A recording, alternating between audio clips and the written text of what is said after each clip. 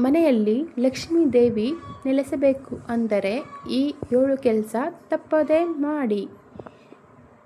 ನಮಸ್ಕಾರ ಸ್ನೇಹಿತರೆ, ಇವತ್ತು ನಾವು ತಿಳ್ಕೊಳ್ಳೋದು ಮಹಾಲಕ್ಷ್ಮೀ ದೇವಿಯ ಕೃಪೆ ನಮ್ಮ ಮನೆ ಮೇಲೆ ಸದಾ ಇರಬೇಕು ಅಂದರೆ ಯಾವ ಕೆಲಸಗಳನ್ನು ಮಾಡಬೇಕು ಅನ್ನೋದನ್ನು ಹಿರಿಯರು ಹೇಳುವ ಪ್ರಕಾರ ಲಕ್ಷ್ಮೀ ದೇವಿ ಸ್ವಚ್ಛತೆ, ಶಾಂತಿ ಮತ್ತು ಒಳ್ಳೆಯ ಮನಸ್ಸು ಇರುವ ಮನೆಯಲ್ಲೇ ನೆಲೆಸುತ್ತಾಳೆ ಅಂತ ನಂಬಿಕೆ ಇದೆ.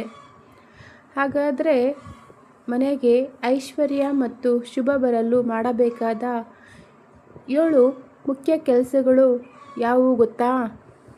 ವಿಡಿಯೋ ಕೊನೆವರೆಗೂ ನೋಡಿ. ಮೊದಲನೆಯದು, ಮನೆ ಯಾವಾಗಲೂ ಸ್ವಚ್ಛವಾಗಿರಲಿ. ಲಕ್ಷ್ಮೀ ದೇವಿಗೆ ಸ್ವಚ್ಛತೆ ತುಂಬ ಪ್ರಿಯ. ಆದ್ದರಿಂದ ಮನೆಯ ಬಾಗಿಲು, ದೇವರ ಮನೆ ಮತ್ತು ಅಡುಗೆ ಮನೆ ಯಾವಾಗಲೂ ಕ್ಲೀನಾಗಿರಬೇಕು. ವಿಶೇಷವಾಗಿ ಸಂಜೆ ಸಮಯದಲ್ಲಿ ಮನೆ ಕಸ ಇರಬಾರದು ಅಂತ ಹಿರಿಯರು ಹೇಳ್ತಾರೆ. ಯಾಕಂದರೆ ಸ್ವಚ್ಛ ಮನೆಗೆ ಸಕಾರಾತ್ಮಕ ಶಕ್ತಿ ಬರುತ್ತದೆ ಎಂದು ನಂಬುತ್ತಾರೆ. ಎರಡನೇದಾಗಿ, ಸಂಜೆ ದೀಪ ಹಚ್ಚುವುದನ್ನು ಮರೆಯಬೇಡಿ. ಪ್ರತಿ ಸಂಜೆ ದೇವರ ಮನೆಯಲ್ಲಿ ದೀಪ ಹಚ್ಚಿದರೆ ಮನೆಯಲ್ಲಿ ಶಾಂತಿ ಮತ್ತು ಶುಭದ ವಾತಾವರಣ ಇರುತ್ತದೆ ಅಂತ ಹೇಳ್ತಾರೆ. ದೀಪದ ಬೆಳಕು ಅಂಧಕಾರವನ್ನು ದೂರ ಮಾಡೋ ಹಾಗೆ ಜೀವನದ ಕಷ್ಟಗಳನ್ನು ಕಡಿಮೆ ಮಾಡುತ್ತದೆ ಎಂಬ ನಂಬಿಕೆ ಇದೆ. ಮೂರನೆಯದು, ದೇವರಿಗೆ ತಾಜಾ ಹೂವು ಅರ್ಪಿಸಿ. ಒಣಗಿದ ಹೂವು ಅಥವಾ ಕೆಟ್ಟ ಹೂವು ಬಳಸಬಾರದು. ತಾಜಾ ಹೂಗಳಿಂದ ಪೂಜೆ ಮಾಡಿದರೆ ಭಕ್ತಿ ಹೆಚ್ಚಾಗುತ್ತದೆ ಮತ್ತು ಮನಸ್ಸಿಗೂ ಒಳ್ಳೆಯ ಶಾಂತಿ ಸಿಗುತ್ತದೆ. ನಾಲ್ಕನೇದೇನಪ್ಪ ಅಂದರೆ ಮನೆಯಲ್ಲಿ ಜಗಳ ಕಡಿಮೆ ಇರಲಿ. ಹಿರಿಯರು ಹೇಳುವ ಒಂದು ಮುಖ್ಯ ಮಾತೇನೆಂದರೆ ಎಲ್ಲಾಗಲೂ ಜಗಳ ಆಗುವ ಮನೆಯಲ್ಲಿ ಲಕ್ಷ್ಮೀ ದೇವಿ ಹೆಚ್ಚು ಕಾಲ ಇರುವುದಿಲ್ಲ ಅಂತ. ಆದ್ದರಿಂದ ಮಾತಿನಲ್ಲಿ ಮಧುರತೆ ಇರಲಿ, ಕೋಪ ಕಡಿಮೆ ಇರಲಿ. ಐದನೇದು ಏನಂದರೆ ಅನ್ನವನ್ನು ವ್ಯರ್ಥ ಮಾಡಬೇಡಿ. ಅನ್ನವನ್ನು ದೇವರ ರೂಪ ಎಂದು ನಮ್ಮ ಸಂಪ್ರದಾಯ ಹೇಳುತ್ತದೆ.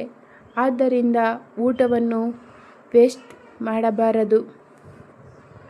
ಹಸಿದವರಿಗೆ ಸಹಾಯ ಮಾಡಿದರೆ ಅದು ಮಹಾಲಕ್ಷ್ಮೀ ದೇವಿಗೆ ಇಷ್ಟವಾಗುತ್ತದೆ ಅಂತ ಹಿರಿಯರು ಹೇಳುತ್ತಾರೆ.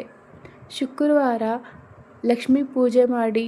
ಶುಕ್ರವಾರ ಮಹಾಲಕ್ಷ್ಮೀ ದೇವಿಯ ವಿಶೇಷ ದಿನ. ಈ ದಿನ ಪೂಜೆ ಮಾಡಿದರೆ ಒಳ್ಳೆಯದಾಗುತ್ತದೆ. ಈ ದಿನ ಓಂ ಶ್ರೀ ಮಹಾಲಕ್ಷ್ಮ್ಯೈ ನಮಃ ಎಂದು ಜಪ ಮಾಡಿದರೆ ಒಳ್ಳೆಯದು ಎಂದು ಹೇಳುತ್ತಾರೆ.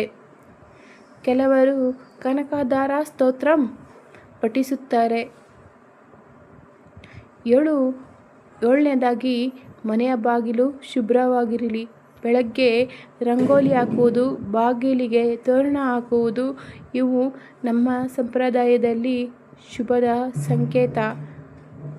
ಇದರಿಂದ ಮನೆಯಲ್ಲಿನ ಪಾಸಿಟಿವ್ ಎನರ್ಜಿ ಹೆಚ್ಚಾಗುತ್ತದೆ ಅಂತ ನಮ್ಮ ಹಿರಿಯರು ನಂಬುತ್ತಾರೆ. ಹೀಗಾಗಿ ಸ್ನೇಹಿತರೆ, ಈ ಸಣ್ಣ ಸಣ್ಣ ಒಳ್ಳೆಯ ಅಭ್ಯಾಸಗಳನ್ನು ಜೀವನದಲ್ಲಿ ಪಾಲಿಸಿದರೆ ಮನೆಯಲ್ಲಿ ಸುಖ, ಶಾಂತಿ, ಸಂತೋಷ, ಶುಭ ಹೆಚ್ಚಾಗಬಹುದು. ಈ ವಿಡಿಯೋ ಇಷ್ಟವಾದರೆ ಲೈಕ್ ಮಾಡಿ, ಶೇರ್ ಮಾಡಿ ಮತ್ತು ಕಮೆಂಟ್ನಲ್ಲಿ ಜೈ ಮಹಾಲಕ್ಷ್ಮಿ ಎಂದು ಬರೆಯಿರಿ. ಮತ್ತು ಸಬ್ಸ್ಕ್ರೈಬ್ ಮಾಡೋದನ್ನು ದಯವಿಟ್ಟು ಮರಿಬೇಡಿ. ಧನ್ಯವಾದಗಳು.